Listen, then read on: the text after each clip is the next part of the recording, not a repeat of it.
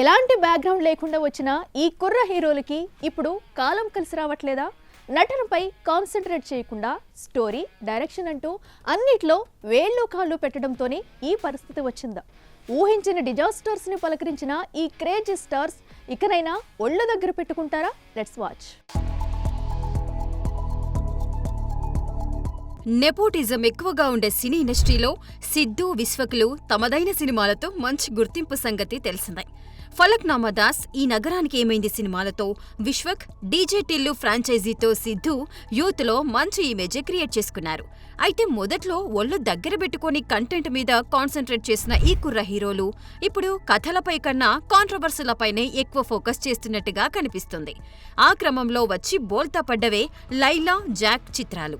Talent ఉందనో, craze పెరిగిందనో, లేక ఏం చేసినా చెల్లుతుందనో హీరోగా నటించే సినిమాల్లో కూడా వేళ్ళు కాళ్ళు అన్నీ పెట్టేస్తే ఇదిగో ఇలా కిచిడి అయిపోయే ప్రమాదం పుష్కలంగా ఉంది.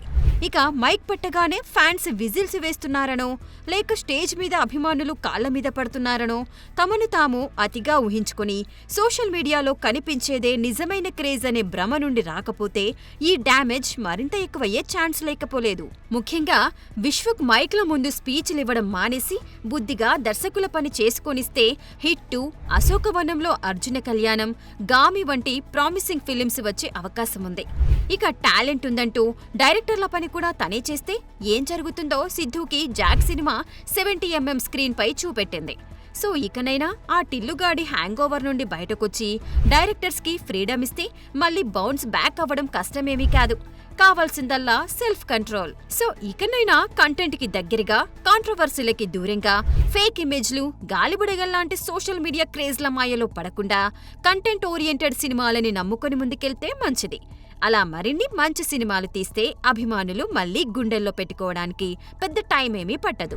చూడాలి మరి ఈ డిజాస్టర్స్ కుర్ర హీరోలకి ఎలాంటి గుణపాఠాలు నేర్పుతాయో. For more videos like this, subscribe Big TV channel.